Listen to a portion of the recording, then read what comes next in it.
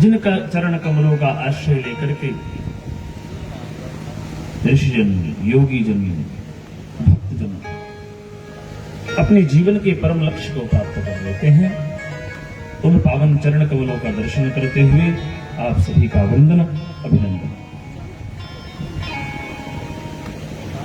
यहां पर कथा पंडाल में विराजमान भक्तिमती माता एवं बहनें,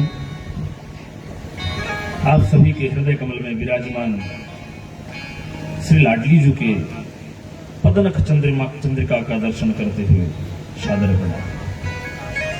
यहां भी जो भी श्रेष्ठ जन, वैष्णवजन, भक्तजन बैठे हैं, उन सबका हार्दिक वंदन, अभिनंदन। मंच पर हमारे समीपस्थ हमारे प्रिय अनुज और हमारे संगीत साहित्य के अलौकिक विद्वान, ये त्रिमूर्ति, इनका भी स्वागत और माइक पर सहयोग करने के लिए इनका भी स्वागत। तो आइए समय को संवारते हुए आगे बढ़े। कल के पावन प्रसंग में आपने श्रवण किया कि भगवान ने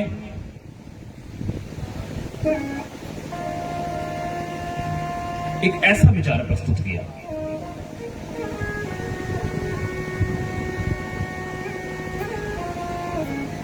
जो पहले तो मान्य नहीं था, लेकिन भगवान ने जब उन विचारों के प्रति युक्ति, अपनी विधि स्थापित की, एक युक्ति प्रदान किया, तो भगवान का विचार मान्य हो गया। बहुधा होता क्या है समाज में, हम लोग क्या देखते हैं, यदि कोई फंक्शन की तैयारी चल रही है या घर में कोई उत्सव होने वाला है या कोई भी परंपरा है, उन परंपराओं को लेकर के जब हम योजना बना रहे होते हैं और ऐसे समय में सब अपना अपना विचार प्रस्तुत करते हैं।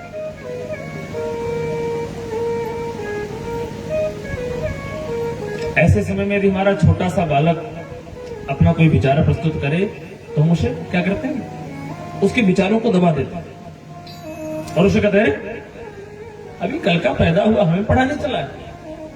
हमारे शब्द यही होते हैं ना, हमसे तो पैदा हुआ है, हमको समझाएगा। कोई गांव में कहावत है ना, नात पढ़ावे आजा बाबा 16 दूना, पर 16 दूना 32 ही होता है, 64 थोड़ी पढ़ा रहा है वो। मतलब कह भी आप सही रहे हो, पर व्यंग्यात्मक तरीके से।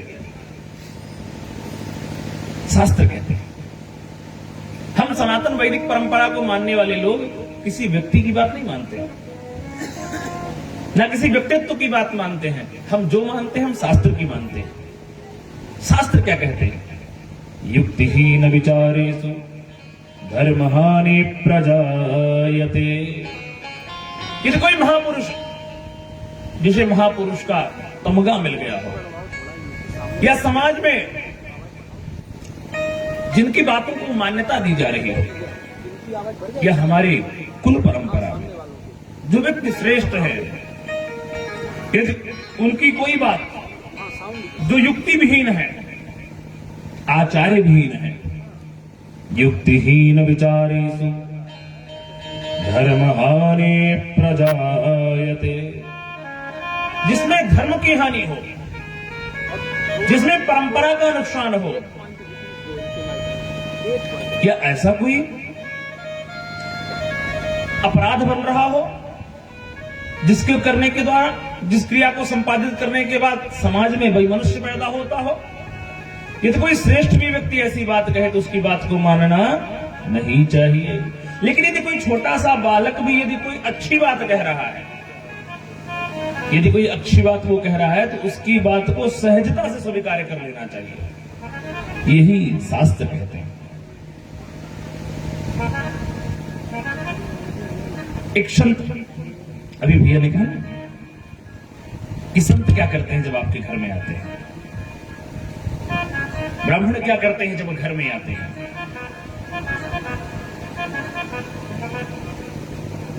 यदि सगुण साकार परमात्मा के प्रति अपने हृदय में प्रेम की अविरल धार बहानी है तो विप्र के चरणों में प्रेम करना पड़ेगा।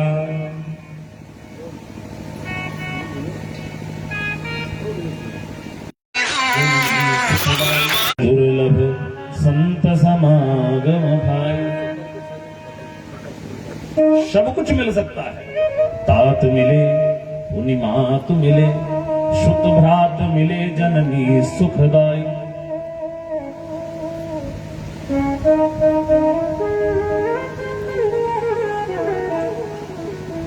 सब कुछ आपके जीवन में उपलब्ध हो सकता है, पर आपके जीवन में संत उपलब्ध हो जाएं आपको तो आप समझ लो ये आपका सौभाग्य है।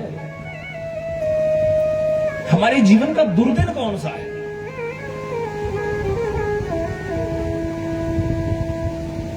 एक व्यक्ति बैठे थे संत के चरणों में, कहते महाराज हमें ऐसा लगता है जिस दिन इंद्र बारिश करे वो बहुत बुरा दिन होता होगा,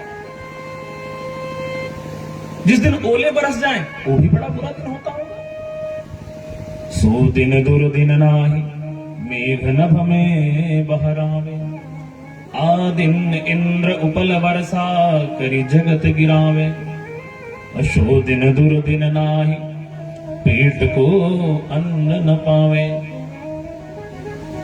सो दिन दुर्दिन नाही प्रेमी संबंधी बिछुड़त जावे। संत कहते हैं सो दिन दुर्दिन नाही मेघ नभ में बहरावे। जिस दिन आकाश मंडल में नभ मंडल में बादल गरज रहे हो और उमड़ घुमड़ करके बरसने को तैयार हो, सो दिन दुर्दिन नाही, वो दुर्दिन नहीं है, वो बुरे दिन नहीं है। जैसे कल शाम को ऐसा लगा था, लगता है भगवान जी पंडाल उड़ाने को तैयार हो गए, तो सो दिन दुर्दिन नाही, वो दिन बुरा दिन नहीं। मेघ नभ में बहरावे, आ दिन इंद्र उपल वर्षा करी जगत गिरावे। उसने कहा भैया ये तो बता दो कौन सा बुरा दिन है? वो कहते सो दिन दुर्दिन नाही पेट को अन्न न पावे। जिस दिन भोजन ना मिले दिन वो भी बुरा नहीं है। सो दिन दुर्दिन नाही प्रेमी संबंधी बिछुड़त जावे। आपके सगे संबंधी आपसे बिछुड़ रहे हो तो वो भी दिन बुरा दिन नहीं है। वो कहते हैं दुर्दिन नहीं विनीत कोई जेती विपति बखानिए।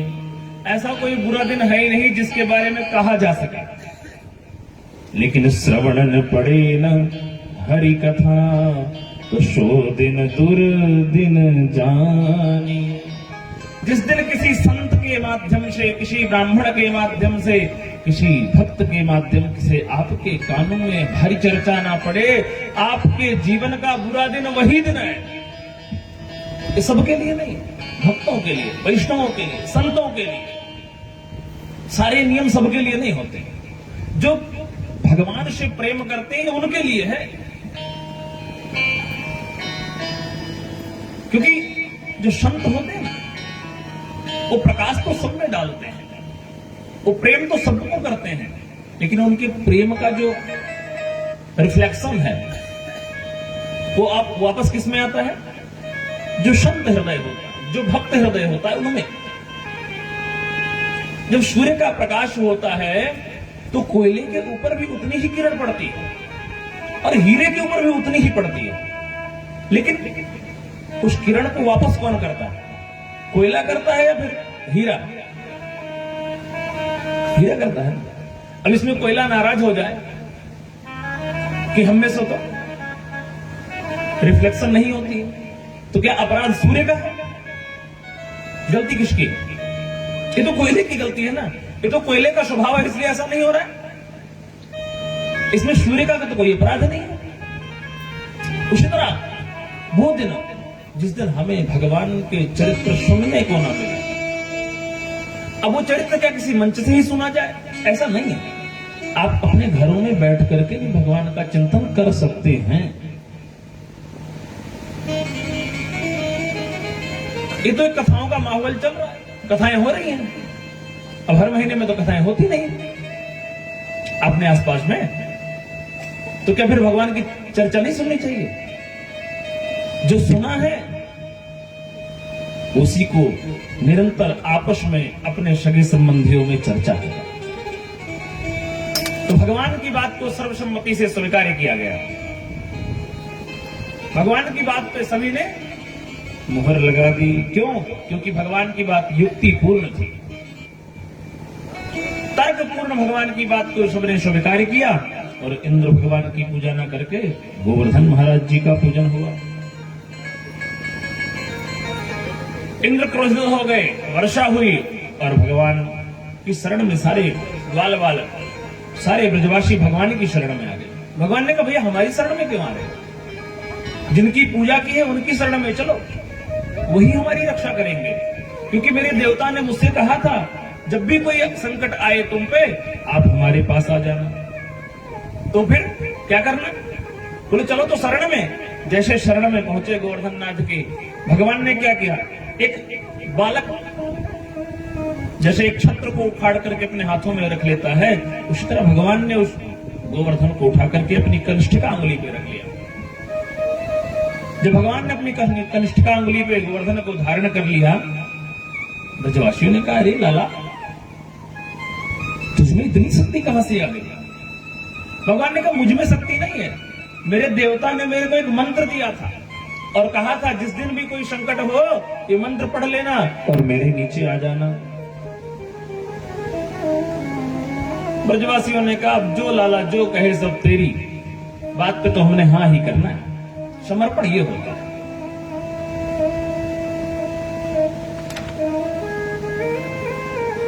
अब सारे ब्रजवासी बाबा नंद के पास आ गए। आपस में परस्पर लोग चर्चा करने लगे। अरे भैया, क्वा सप्ताह नो बाल क्वा महद्री विधारणम ततो नो जायते शंका ब्रजनाथ तवात्मज। हे ब्रजनाथ, ये बालक आपका ही है क्या?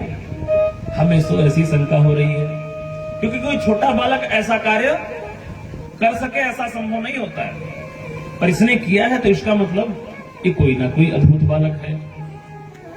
बाबा नंद कहते हैं अरे ब्रजवासियों, काहे भ्रम फैला रहे हो? ये बालक मेरा ही है।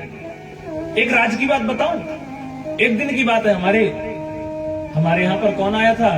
गर्गाचार्य जी आए थे और वो कह रहे थे ये बालक, इसके बहुत नाम है, अलग अलग जन्मों में अलग अलग जगह पर इसने जन्म लिया था, अलग अलग समय में अलग अलग रंग में जन्म लिया था, एक बार तो इसने वसुदेव के यहां भी जन्म लिया था, ऐसा गर्गाचार्य जी कह रहे थे। और ये नारायण समूह गुण ही, ये नारायण के समान ही बल वाला है। भगवान के जो बाल चरित्र थे, पुनः नंद बाबा ने उन ब्रजवासियों को याद दिलाया, उन ब्रजवासियों को याद दिला दिया। एक दिन की बात है, सारे ब्रजवासी भगवान के आसपास बैठे थे। बोले लाला, तो ये बता कि तुझे गोवर्धन उठा कैसे लिया? भगवान ने कहा रे ब्रजवासियों, मैंने थोड़ी उठाया था, क्योंकि ब्रजवासी समझ गए थे भगवान को भगवान माना जाए, और भगवान ये तय करके रखे हैं लीला में कि मुझे भगवान ना माना जाए। कि जब हम भगवान को भगवत तत्व से मान लेते हैं तो हम भगवान से थोड़ी दूरी बना लेते हैं।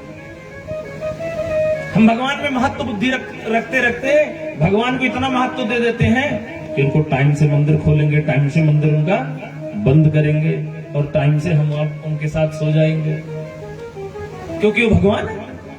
लेकिन जब उन्हीं भगवान से हम प्रेम करते हैं तो फिर हम भगवान से थोड़ा नजदीक रहते हैं। जिससे हम प्रेम करते हैं उसके नजदीक रहना चाहते हैं, उसके जितना समीप रहना चाहे उतना, जितना समीप संभव हो सके उतना समीप रहना चाहते हैं। लेकिन हम जिसका सम्मान करते हैं, हम क्या उसके सामने भी आना चाहते हैं? जिसका हम सम्मान करते हैं हम चाहते हैं कि वो थोड़ा दूर ही बना रहे, क्योंकि वो दूर बना रहेगा तो उसका सम्मान बना रहेगा। तो भगवान सोचे अगर ये मुझे दूर कर देंगे तो फिर प्रेम नहीं करेंगे, और मैं आया हूं प्रेम के लिए। भगवान कहते हैं ब्रजवासियों मैंने नहीं उठाया गोवर्धन। तो कछु माखन को बल बढ़ो कछु गोपन करी सहाय। कछु माखन को बल बढ़ो कछु गोपन करी सहाय। श्री राधे जू की कृपा ते मैंने गिरिवर लियो उठा। अरे ब्रजवासियों गोवर्धन को मैंने नहीं उठाया। अरे लाला दिख तो तू ही रहा था। तो कहते हैं जो दूध दही माखन हमने चुरा चुरा के खाए थे तो कछु माखन को बल बढ़ो। कुछ माखन खाने से बल बढ़ गया। ब्रजवासियों ने कहा माखन तो हमने भी खाया था, हमारा तो इतना ना बढ़ा कि हम डंडी भी लगा सके गोवर्धन में। और कछु गोपन करी सहाय। कुछ गोप ग्वालों ने मेरी सहायता कर दी। गोप ग्वालों ने कहा वो कैसे? भगवान कहते मेरे देवता ने मुझे एक मंत्र दिया था और कहा था कि जब मुझे उठाना तो जिनको जिनको देखोगे और जो तुमको देखेंगे उनकी शक्ति जो है तुम में आ जाएगी। तो इसलिए तुम सबकी जो शक्ति थी वो मुझ में आ गई और मैंने गोवर्धन को उठा लिया श्री किशोरी जी की कृपा से। ब्रजवासियों ने कहा अच्छा तभी तो मैं सोचूं कि आजकल हम लोग कमजोर क्यों लग रहे हैं, क्योंकि शक्ति तो तूने ले ली हमारी। बचपन में तू माखन चुराता था, अब थोड़ा बड़ा हो गया तो शक्ति भी चुराने लग गया।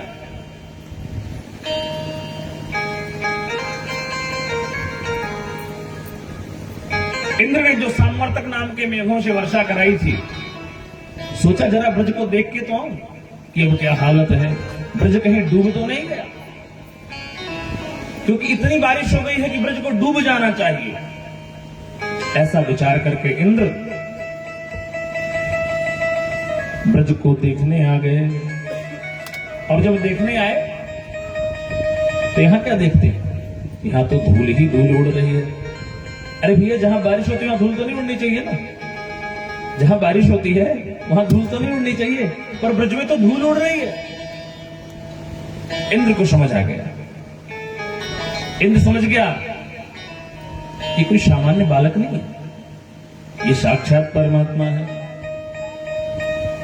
इंद्र ने भगवान की एकांत में स्तुति की है, भगवान से एकांत में प्रार्थना किया और कहता है, इंद्र कह रहे हैं भगवान से, विशुद्ध सत्वं तव धाम शांतम तपोमयं ध्वस्तरजस्तमस्कं मायामयोऽयं गुणसंप्रवाहो न विद्यते ते ग्रहणानुबंधः। विशुद्ध सत्वम, हे परमात्मा आप विशुद्ध हैं, आप में किसी प्रकार का कोई दोष नहीं है। विशुद्ध सत्वम तव धाम शांतम, आप कैसे हैं? परम शांत हैं। इंद्र को लगा मेरे अपराध से कहीं भगवान ने क्रोध कर दिया तो गड़बड़ हो जाएगी, मेरी पदवी चली जाएगी। तो भगवान को क्या कहता है? विशुद्ध सत्वम तव धाम शांतम, आपका धाम परम शांत है। इसलिए हम आप भी क्या कहते हैं भगवान को? मेरे साथ मिलके बोलो जरा, शांताकारम, बोलो शांताकारम भुजगशयनम पद्मनाभम सुरेशम विश्वाधारम गगन सदृशम मेघवर्णम शुभांगम लक्ष्मीकांतम कमलनयनम योगभिर्ध्यानगम्यम वंदे विष्णुं भवभयहरं सर्वलोकैकनाथम। भगवान कितने शांत हैं? भगवान शांत कितने हैं? शांताकार, भगवान का आकार एकदम शांत है, परम शांत है। लेकिन शांति किस लेवल की है ये देखो जरा। शांताकारम भुजग शयनम, कहां पर सोए हुए हैं? भुजग शयनम, एक दो मुंह वाले नाग नहीं, 1000 मुख जिस नाग के उस पे सोए हुए हैं, लेकिन है कैसे? शांताकारम भुजग शयनम। और हम आप एक दो देख लेते हैं तो पूरा गांव में हल्ला कर देते हैं, ओ भैया सांप निकल आया, सांप निकल आया। हम एक दो करके देख करके इतना भयभीत हो जाते हैं, लेकिन वो भगवान हजारों हजार फन वाले नाग पर हैं, फिर भी वो शांत हैं। तो इंद्र कहता है विशुद्ध शुद्धम तव धाम शांतम तपोमयम ध्वस्तरजस्तमशकम मायामयोऽयं गुणशं प्रभावो। इंद्र कहते महाराज माया का प्रभाव तो हम जीवों पे होता है, आप पर थोड़ी होता है। आप पर माया का प्रभाव नहीं होता। तपोमयम ध्वस्त तमस्रजस्कम, हमसे यदि हम जीवों से कोई अपराध हो जाता है जो माया के अधीन होते हैं, यदि उनसे कोई अपराध हो जाता है तो आप क्षमा कर देते हैं, क्योंकि आपका धाम शांत है, आप परम शांत हैं। आप तो हमारे पिता हैं। पिता गुरुस्तुम जगती जगतामधीशो दुरत्ययः काल उपात्त दंडः हिताय स्वेच्छातनुभिः समीहसे मानं विधुन्मन् जगदीशमानिना। आप हमारे पिता हैं, आप हमारे गुरु, आप इस जगत के स्वामी हैं, जगदीश हैं। दुरत्ययः काल उपात्त दंडः हिताय स्वेच्छा तनुभिः समीहसे। आप अपनी इच्छा से शरीर धारण करते हैं और जीव अपनी इच्छा से ना। ये तो कर्म के परिणाम से शरीर धारण करता है। एक उदाहरण से समझते हैं। एक कुएं में कोई गिर गया, अब वो अंदर से शोर मचा रहा है, निकालो निकालो, बचाओ बचाओ। तो इतने में कोई राहगीर जा रहा था, उसने सुना शायद कुएं में कोई गिरा है, तो कुएं में उसने क्या किया, कुएं में उतर गया और उतर के उसे निकालने लगा। इतने में कोई दूसरा राहगीर आया, उसने कहा भैया कुएं में 2 लोग गिरे हुए हैं, कुएं में 2 लोग गिरे हुए हैं, अब आप बताओ कुएं में 2 लोग गिरे हैं कि एक गिरा है? उतरने और गिरने में अंतर है कि नहीं? अगर मुझसे कुछ नहीं बोलते तो ऐसे तो कर दो ना। उतरने और गिरने में अंतर होता है कि नहीं? होता है ना। तो हम आप क्या करते हैं इस संसार में, इस भवकूप में गिरते हैं, और परमात्मा हम जीवों को निकालने के लिए भवकूप में उतरते हैं। संस्कृत में सीढ़ी को अवतरणिका कहते हैं, और अवतरणिका क्या करती है? उतरने का काम करती है। अवतार, अवतार का मतलब अपने स्तर से नीचे आना। तो भगवान जीवों का उद्धार करने के लिए, कल्याण करने के लिए आप इस संसार में आते हैं। हिताय स्वेच्छा तनुभिः समीहसे, इसलिए गोस्वामी कहते ना, निज इच्छा निर्मित तनु माया गुण गोपाल।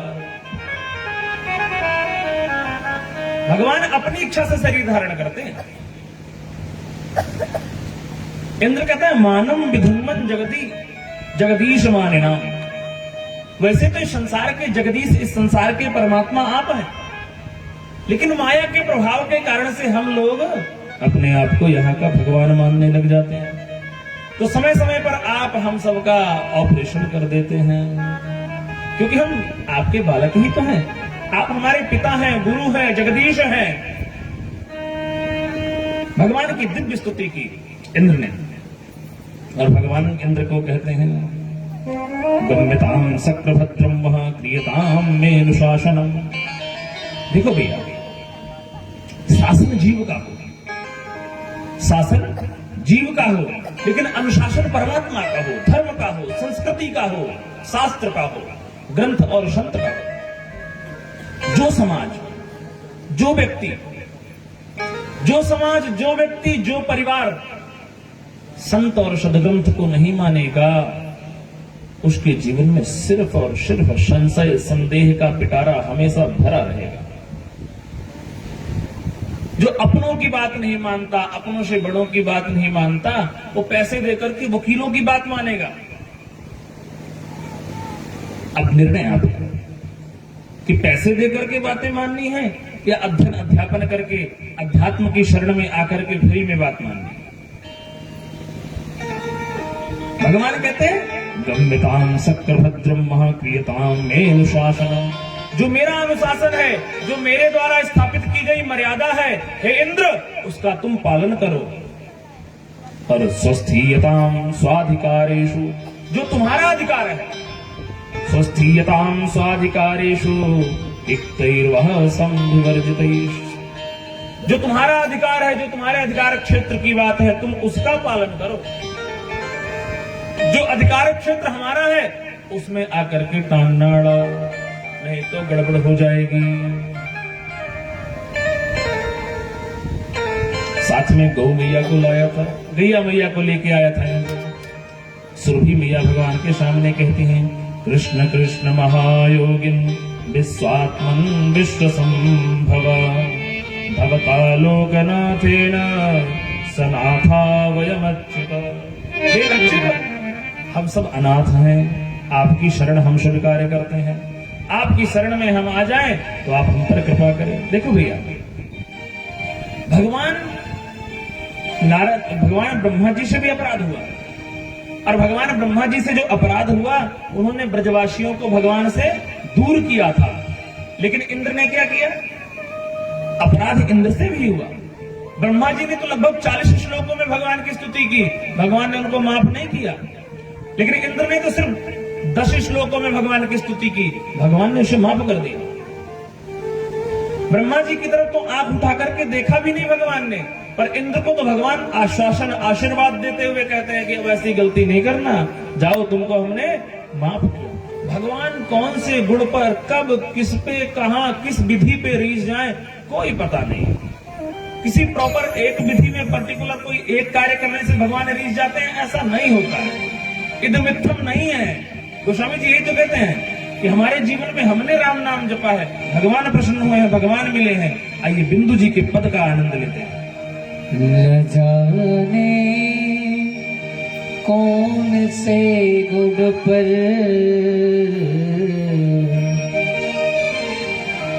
न जाने कौन से गुण पर दया निधि रीझ जाते हैं। न जाने कौन से गुण पर दया निधि रीझ जाते हैं। न जाने कौन से गुण पर दया निधि रीझ जाते हैं। न जाने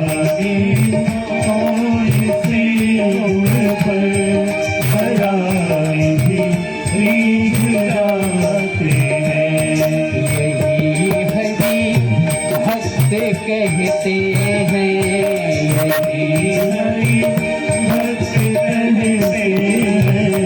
यही सदगर्भ गाते हैं, ये ग्रंथ गाते हैं।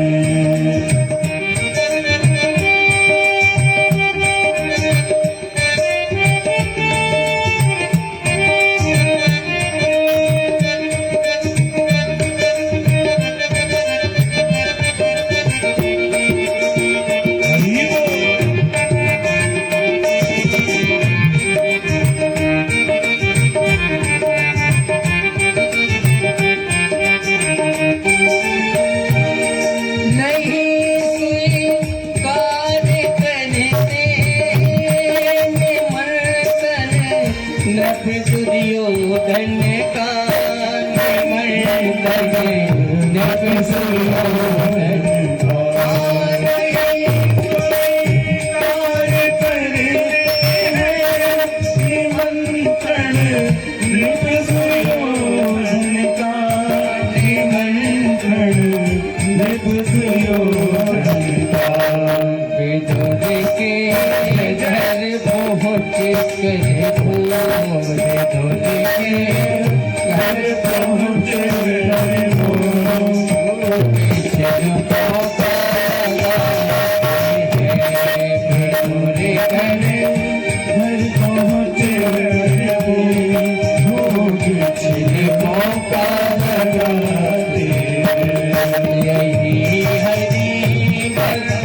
कहते हैं, यही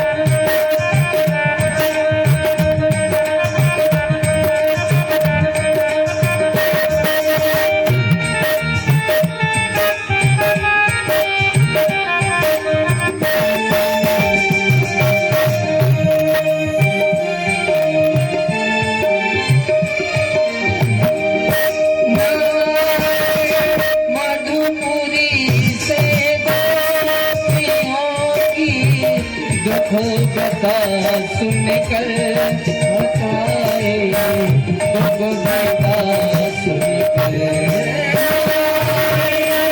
मजबूरी से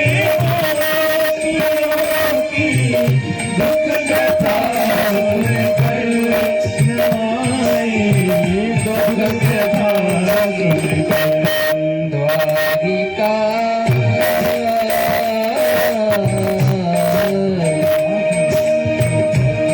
द्रौपदी के बुलाए पर द्रौपदी के बुलाए पर द्वारिका में सब जाते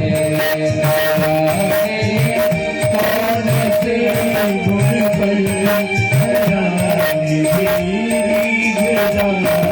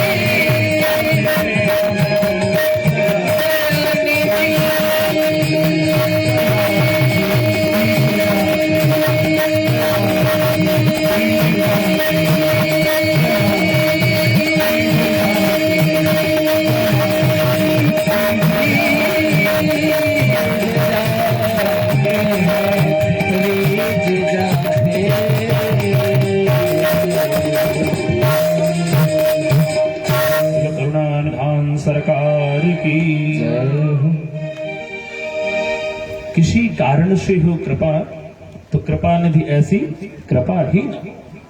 बिंदु जी कहते हैं यदि आपकी कृपा किसी कारण से होती है ना, तो हमें फिर आपकी कृपा चाहिए ही नहीं, क्योंकि हमने तो सुना है कि आप कृपा निधान है, कृपा के घर हैं, तो आपके पास कारण की थोड़ी जरूरत है। तो भगवान किसी कारण से कृपा नहीं करते, कब मन में आ जाए, किस पे कृपा कर दे, कितनी कर दे, कोई पता नहीं है।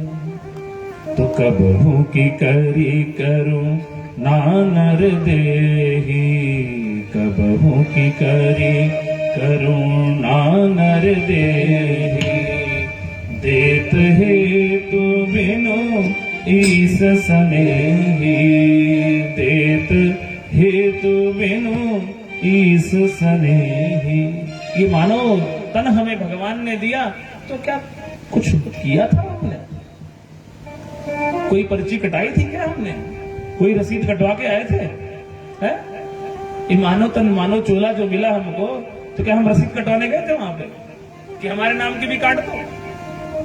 तो कबहू की करी कृपा, कबहू की करी करुणा नर देही, देही तो ठीक, लेकिन आगे क्या कहते हैं? कबहू की करी करुणा नर देही, देत हेतु बिनु, देत हेतु बिनु ईस स्नेही। क्यों? स्नेही प्रेमी है वो, तो कभी कभी करना होती है। इसीलिए गांव में एक कहावत है, दान पुण्य झगड़ा लड़ाई थोड़ी देर भाई, ठीक? तो है, ये हमेशा थोड़ी होता है, दान पुण्य हमेशा थोड़ी होता है। तो भगवान ने इंद्र पर करुणा की, इंद्र पर कृपा करके उनको क्षमा कर दिया, माफ कर दिया। ये मानो, ये जो मानव का तन है पता कैसा है? ये है लोहे के जैसा, और सारी योनियां जितनी है वो क्या है? अलग धातु हैं। वो एक बार मिल गई तो उसमें कोई परिवर्तन नहीं, पर इसमें परिवर्तन होने की संभावनाएं बनी हुई हैं। एक राजा, उस राजा को दैववशात, दैव की कृपा से एक मणि मिल गई। आपको पता कौन सी मणि? वही वाली, बताऊंगा कौन सी, पारस मणि। तो राजा जितना धनागार था, जितना उनके भंडार में चांदी और लोहा रखा था, दुगदुगी फिटवा दी। जिसको जितना चाहिए लोहा और चांदी ले जाए। हमारे आपके जैसे लोग पहुंच गए होंगे वहां। अब लोहा और चांदी पास पास में रखा तो क्या उठाएंगे हम लोग? देखो, जवाब देने में ना कंजूसी, मतलब जवाब देने में झूठ नहीं बोलना। क्या उठाएंगे?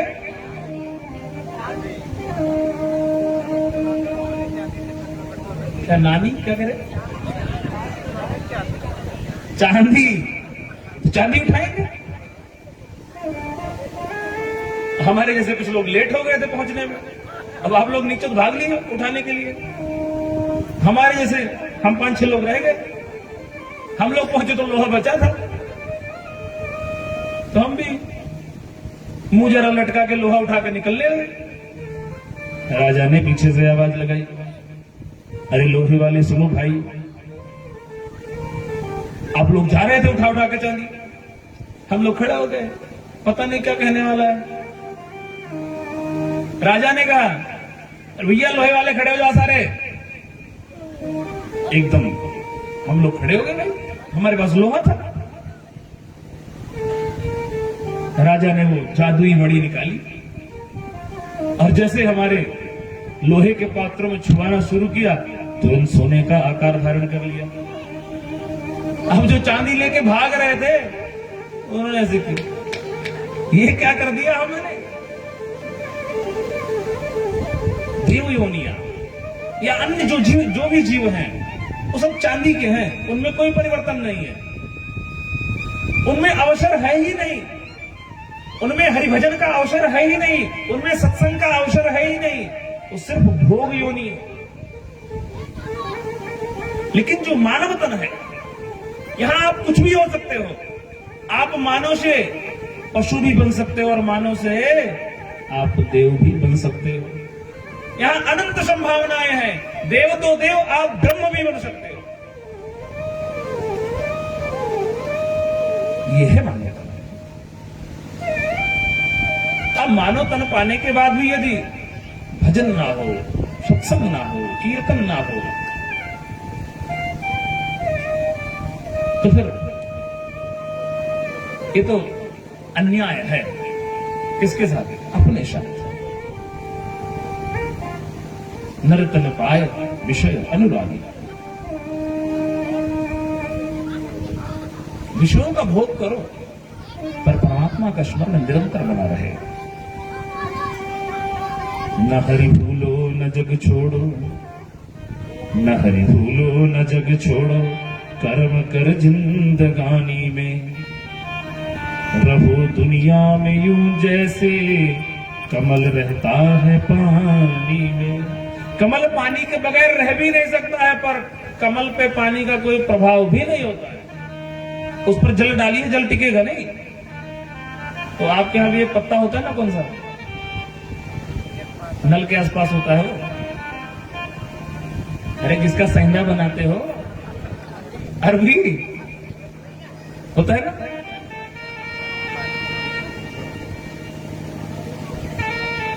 उसमें पानी टिकता है क्या? पानी के बगैर रह नहीं सकता वो, लेकिन पानी टिकता भी नहीं उसमें। उसी तरह इस जीवन को चलाओ। इस जीवन की गाड़ी को चलाने के लिए व्यवहार की आवश्यकता है, लेकिन व्यवहार की आवश्यकताओं को पूर्ण करते करते ये स्मरण रहे, यह मानव तन हमें सिर्फ व्यवहार को पूर्ण करने के लिए नहीं मिला है, भगवत प्राप्ति के लिए, भगवत प्रेम के लिए हमें यह मानव तन मिला है। इंद्र ने भगवान का अनुशासन माना और भगवान को प्रणाम करके कह दिया कि भगवान आज के बाद हमसे कोई अपराध नहीं होगा, यदि होगा भी तो आप माफ करना। एक दिन की बात है, एकादश्याम निराहारा समभ्यर्च जनार्दनम, स्नातुम नंदस्तु कालिंद्या द्वादश्याम जलमापिशत। एकादश्याम निराहारा।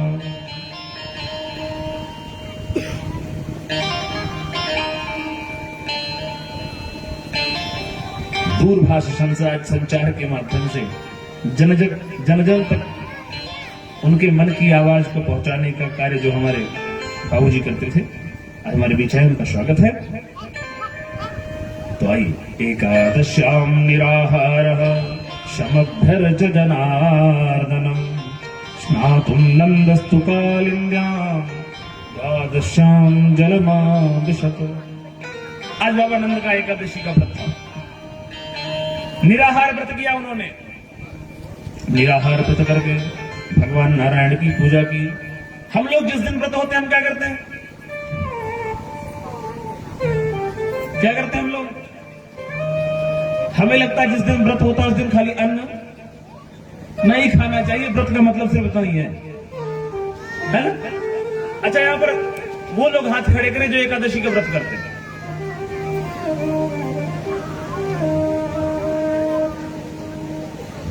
या दैया रे दैया, इतने लोगों में तो ये चार। चलो, सबने व्रत करना चाहिए। व्रत से आपके जीवन में संयम आता है, आपके जीवन में ईश्वर से सामीप्य बढ़ता है। एकादश्याम निराहारः समभ्यर्च जनार्दनम। जिस दिन व्रत रखो उस दिन सिर्फ अन्न का त्याग करो, ऐसा नहीं होना चाहिए। जिस दिन व्रत रखा जाए सिर्फ अन्न ना खाया जाए, ऐसा नहीं होना चाहिए। उस दिन जिस देव का व्रत कर रहे हैं उनके मंत्र का जप करें, उनकी पूजा करें। व्रत का असली अर्थ तो यह होता है। और एक कदम और आगे बताऊं, जिस दिन व्रत होता है उस दिन ये भी नहीं खाया जाता। ठीक है। उस दिन हाँ, ये भी नहीं खाया जाता। तांबूल का भक्षण व्रत में नहीं करना चाहिए। तो समभ्यर्च जनार्दनम। एकादशी का व्रत का पारण द्वादशी में किया जाए तभी व्रत पूर्ण होता है। मैं बहुधा देखता हूं ग्रामीण क्षेत्रों में लोग व्रत तो करते हैं एकादशी का, पर उसके पारण की जो अवधि होती है अपने ब्राह्मण देवता से वो नहीं पूछते हैं, सिर्फ ये पूछ लेते हैं एकादशी कब है महाराज, महाराज भी बता देते हैं। उनसे सविधि पूछिए, उनसे ये भी पूछिए कि महाराज व्रत का पारण कब होगा, क्योंकि व्रत तभी पूर्ण होगा जब वो पारण की अवधि में पूर्ण किया जाए। तो आज रात्रि के समय ही, रात्रिकालीन बेला में उन्हें लगा कि प्रातःकालीन बेला हो गई है, ब्रह्म मुहूर्त का समय आ गया है। ब्रह्म मुहूर्त का समय जान करके उन्होंने क्या किया, स्नातुम नंदस्तु कालिंद्या द्वादश्याम जलमाभिषत। रात्रि के समय ही वो जमुना के हृदय में प्रवेश कर गए, और जैसे ही वो जमुना जल में स्नान करने लगे, वरुण देवता के जो पार्षद थे, तम गृहीत्वा नयद भूभृत्यो वरुणस्याशुरोन्तिकम, वरुण के जो भृत्य थे, दास थे, सेवक थे, उन्होंने बाबा नंद की बाजू पकड़ी और उठा करके ले गए वरुण लोग। वरुण ले जाकर के उनको बंदी बना लिया और बंदी बना करके बिठा दिया। इधर जो बाबा नंद के साथ ब्रजवासी आए थे,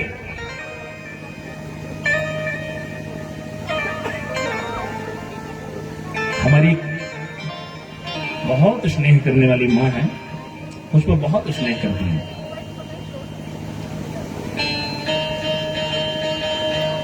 तो रोज मुझे फोन करके कहेंगी, महाराज जी आजकल आप बहुत ऊंचा बोलते हैं माइक को,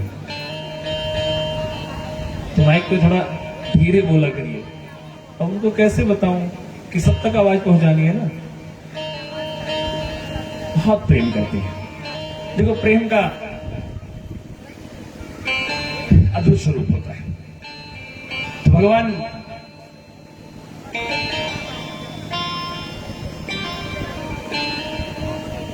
श्री राधे, आपको पता है हमारे आपके प्रेम में दूरियां कब होती हैं। हम जो व्यवहारिक प्रेम करते हैं एक गलती करते हैं उसमें। हम किसी को जितना प्रेम कर सकते हैं उतना जब पाने की सोचने लग जाते हैं तब गलत हो जाता है। बस झगड़ा शुरू कहां से होता है। हम आपको जितना करते हैं आप हमें उतना करो, ऐसा होता नहीं, बिल्कुल नहीं होता, कभी नहीं होता, किसी के साथ नहीं होगा। आप किसी को जितना चाहते हो उतना प्रेम तो कर सकते हो, पर आप जितना प्रेम करते हो उतना प्रेम पाने की कामना करोगे तो आप अपने साथ एक बहुत बड़ी भूल कर रहे हो। इसलिए यदि किसी से प्रेम हो तो वो ये अभिलाषा रख करके नहीं कि सामने वाला मुझे भी उतना ही प्रेम करे। ये गोपियां भगवान को तभी तो प्रेम कर सकी हैं, उन्होंने कभी ऐसी अभिलाषा नहीं रखी कि भगवान भी हमें उतना ही प्रेम करे। एक मां अपने बालक को आजीवन प्रेम करती है और वो कभी नहीं सोचती है कि मेरा बालक भी मुझसे प्रेम करे, लेकिन वो पहले से गारंटी लिखवा के आती है, एक पग हम चलें तो दो पग आप चलो। तो इसलिए सावधान, आप किसी को जितना प्रेम करना चाहें करें, पर सामने वाले से उतने की अभिलाषा रख रहे हैं तो आप अपने साथ बहुत बड़ी भूल कर रहे हैं। ठीक है, सावधान। तो नंद बाबा को वरुण के दास लेके चले गए। अब वहां जो ब्रजवासी भगवान नंद बाबा के साथ आए थे उन्होंने वहां पर चारों तरफ देखा पर हृदय में कहीं दिखाई नहीं दी। अब सबने सोच लिया बाबा नंद गए। आकर के भगवान को बताया, प्रभु हम सब बाबा के साथ गए थे, स्नान को गए थे, और स्नान को गए वहां देखा हमारे साथ बाबा ने स्नान किया, पर स्नान करने के बाद क्या हुआ, बाबा कहां चले गए पता ही नहीं लगा। हमने बहुत ढूंढने का प्रयास किया, बहुत प्रयत्न किया, पर हमारा प्रयत्न निष्फल रहा। भगवान तो लीलाधारी, उनको सब पता है। भगवान ने कहा कोई नहीं। भगवान ब्रजवासियों के साथ गए। भगवान जैसे ब्रजवासियों के साथ पहुंचे, वहां पर जिस हृदय में, जिस कुंड में भगवान के बाबा स्नान कर रहे थे, उस कुंड में उन्होंने प्रवेश किया और प्रवेश करके सीधा कहां पहुंच गए, वरुण लोक में। जैसे भगवान वरुण लोक में पहुंचे, वरुण देवता अपने दास दासियों के सहित भगवान के सामने आकर के भगवान को नमस्कार करते हैं और कहते हैं, नमस्तुभ्यं भगवते ब्रह्मणे परमात्मने, नायत्र श्रूयते माया लोक सृष्टि विकल्पना। आपके संकल्प के मात्र से जो सृष्टि उत्पन्न हो जाती है परमात्मा, नमस्तुभ्यं, मैं आपको नमस्कार करता हूं। हे ब्रह्मणे, हे ब्राह्मणों पर अति प्रेम करने वाले, हे परमात्मा आदि नारायण, मैं आपको नमस्कार करता हूं। भगवान ने देखते ही वरुण को कहा, अपने बाबा को देखा बंदी बना, भगवान ने कहा, वाह जी वाह, बेटे के तो जय जयकार और बाबा को दो चार। कौन? वरुण कहते कौन? भगवान ने इशारा किया, वो देखो जो बांध के खड़ा कर रखा है जिनको, वो मेरे बाबा हैं। वरुण भगवान हाथ जोड़ करके प्रार्थना करते हैं, अजानता मामकेन मूढ़ेना कार्यवेदिना आनितोयम तव पिता तद भवान क्षन्तुमर्हति। हे प्रभु, हमें नहीं पता था कि ये आपके पिताजी हैं। तो अजानता, अज्ञानी में ऐसा अपराध हो गया, मामकेन मूढ़ेना कार्यवेदिना, अनजाने में ऐसा कार्य हो गया, इसीलिए आप हमें क्षमा करें। ऐसे होता है ना, जब कोई बड़ा आदमी उसके शागिर्द पकड़े जाते हैं, घंटी घुमाता है, हाँ भाई कैसे पकड़ा, तो अच्छा साहब आप आपके आदमी हैं, अभी छोड़ देता हूं, अभी छोड़ देता हूं। तो बाबा जैसे पहुंचे, जैसे भगवान पहुंचे वहां पर वरुण लोग, वरुण ने कहा, महाराज अभी छोड़ता हूं। बहुत सारी मोहर अशर्फियां लेकर के भगवान को सब प्रेम भेंट किया और प्रेम भेंट करके भगवान को वहां से विदा किया। अब भगवान आ गए पुनः वृंदावन में। भगवान वृंदावन में आ गए, बाबा ने अपने लाला के सारे ठाट बाट ब्रजवासियों से पुनः बताए। जब भगवान का ठाट बाट बताने लगे ब्रजवासियों से बाबा, ब्रजवासियों ने कहा, हो ना हो लाला, तू सही सही भगवान है, हमें तो वैसे लगने लग गया है। भगवान ने कहा, मैं भगवान नहीं हूं। अच्छा चल ठीक है, तू भगवान नहीं तो एक काम कर, हमको जरा अपना धाम दिखा दे, जो तेरा घर है वो हमें दिखा दे। भगवान ने कहा, भगवान हुई नहीं। चल ठीक है, तू भगवान नहीं है तो कोई बात नहीं, दिखा तो दे। भगवान ने कहा, कोई नहीं भाई, आपसे कोई अपना घर दिखाने को कहे तो आपको दिखाने में कोई समस्या होगी? नहीं होगी। तो भगवान ने कहा, ठीक है चलो दिखा देते हैं। भगवान ने सारे ब्रजवासियों को इकट्ठा किया। अगर आप वृंदावन गए हो तो वृंदावन में रंगनाथ जी का मंदिर देखा होगा आप लोगों ने। रंगनाथ जी का मंदिर देखा है? अच्छा पहले बताओ, गए हो कि नहीं? गए हो? रंगनाथ जी का मंदिर देखा है? उसके बगल में ब्रह्मकुंड है, उसके बगल में ब्रह्मकुंड है। भगवान सारे ब्रजवासियों को एकत्रित करके ब्रह्मकुंड के पास गए और ब्रह्मकुंड में बोला, चलो लगाओ डुबकी, पहुंच जाओगे वैकुंठ धाम। सारे ब्रजवासियों को लेकर के भगवान ब्रह्मकुंड में भगवान गए और ब्रह्मकुंड से सीधा जैसे ब्रह्मकुंड में प्रवेश किया और पहुंच गए वैकुंठ धाम। जैसे वैकुंठ पहुंचे, अरे वहां देख रहे, वहां के जो वृक्ष सारे फल फूल पुष्पों से आपूरित हैं, बिना ऋतु के वहां फल लगे हुए हैं, शीतल मंद सुगंध हवा चल रही है। जिसको देखते हैं चारों तरफ चार भुजाधारी, सारे पीतांबरधारी एक जैसे देखने में लग रहे हैं। बड़े बड़े शंख चक्र गदा पद्म सब धारण किए हुए हैं। भगवान जब सारूप्य मुक्ति देते हैं तो सब कुछ अपने जैसा ही दे देते हैं। मुक्ति चार प्रकार की होती है ना, तो भगवान जब सारूप्य मुक्ति देते हैं तो सबको अपने जैसा ही कर देते हैं।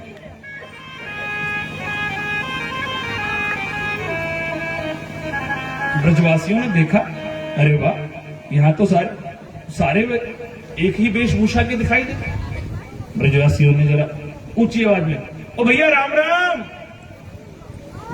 पार्षदों ने कहा, मौनम आस्ताम, चुप रहो, मौनम आस्ताम, चुप हो जाओ। कौन कहा, अच्छा हो सकता है राम राम नहीं करते होंगे। हर जगह का अपना अपना प्रचलन होता है, कोई राम राम, कोई राधे राधे, कोई हर हर। अब काशी में जाओ तो वहां राधे राधे थोड़ी करते हैं, राम राम थोड़ी करते हैं, क्या कहते हैं, महादेव महादेव। और हमारे श्रीधाम में आओ, तो वहां तो एक रिक्शा चालक भी आपसे क्या कहेगा, राधे। अगर उसने साइड मांगनी होगी तो ये नहीं कहेगा कि साइड में हो जाओ, राधे। पीछे मुड़ के देखोगे तो पता चल जाएगा रास्ता देना है। वहां अगर किसी से कोई नाराज भी होता है तो क्या कहता है, आजकल तो हमारी इनसे राधे राधे बंद हो गई है। किसी से कोई प्रसन्न हो जाता है, संवाद शुरू हो जाता है तो क्या कहते हैं, आज से हमारी इनकी राधे राधे शुरू हो गई है। कोई कुछ गलत कर रहा होता तो ऊंची आवाज में, अरे राधे ऐसे कैसे। तो हर शब्द हर बार एक ही शब्द का उच्चारण करें। तो ब्रजवासियों ने सोचा हो सकता है यहां राम राम नहीं करते होंगे, तो क्या बोला जाए। बच्चों के लिए सबसे बड़ा दंड पता क्या होता है गुरुजी? बच्चों के लिए सबसे बड़ा दंड क्या होता है? क्लास में चुप हो जाओ, बस बोलना नहीं है। बच्चे तो बच्चे, वो जब तक बोले ना तब तक बात कहां बनती है। तो ब्रजवासियों ने कहा चुप ही रहना है तो फिर यहां करना क्या है। इतने में एक ने देखा, नहीं भैया वो देख अपना लाला जरा बैठा हुआ है, वहां तो ये कालिया नाग पे जिसपे 100 फन थे उस पे चढ़ गया था, यहां तो 1000 फन वाले पे बैठा है, जाके लेटा है, देखो तो सही। भगवान की तरफ बढ़े ब्रजवासी। पार्षदों ने कहा उधर नहीं, सब जगह व्यवधान, सब जगह रोकथाम, कहीं कुछ बोलना नहीं, कहीं कुछ कहना नहीं, कहीं कुछ छूना नहीं, कहीं कुछ देखना नहीं। ब्रजवासियों के मन में आया, ये तेरी टकटका पूरी तुझे मुबारक, हम ना रहते यहां पे। ब्रजवासियों ने कहा हम नहीं रहते यहां पे, इससे अच्छा तो हमारा वृंदावन है जहां पर हम अपने ठाकुर के साथ कबड्डी भी खेल लेते हैं, मौका लगता है तो गलबैया डाल के उठापटक भी हो जाती है। जो चाहे भगवान के साथ हम नित्य निरंतर वहां पर परस्पर प्रेम से सब कुछ करते हैं, पर यहां तो बात भी नहीं करनी है। तो इसीलिए कहते शेष महेश गणेश दिनेश सुरेश ही जाहि निरंतर ध्यान, ताहि अहीर की छोहरिया छछिया भर छाछ पे नाच नचाम। श्रीधाम कितना सुंदर है, ब्रजधाम कितना अनुपम है, जहां पर भगवान अपने भक्त को पूरी स्वतंत्रता दे रखे हैं। कुछ भी करो, कैसे भी करो, और प्रेम से करो, भाव से करो, क्योंकि भगवान ने सीधा घोषणा कर रखी है, भाव बिन सुनी पुकारे मैं कभी सुनता नहीं, भाव वाले भक्त का भरपूर मुझ पर भार है। भगवान कहते हैं जो भी करना है भाव से करो। जैसे ब्रजवासियों के मन में आया कि ये वैकुंठ धाम हमारे लिए ठीक नहीं है, जैसे ये संकल्प आया तुरंत उसी समय उसी पल वो ब्रह्मकुंड के सामने बाहर आके निकल आए। और बाहर जब निकलते तो भगवान बंशी बजा रहे हैं उनके सामने, कहते अरे लाला तेरी टकटका पूरी तुझे ही मुबारक, अब हम कभी ना जाते वहां पे। भगवान ने कहा हमने कौन सा कहा था तुमको जाने को, तुमने ही तो कहा था दिखा दो।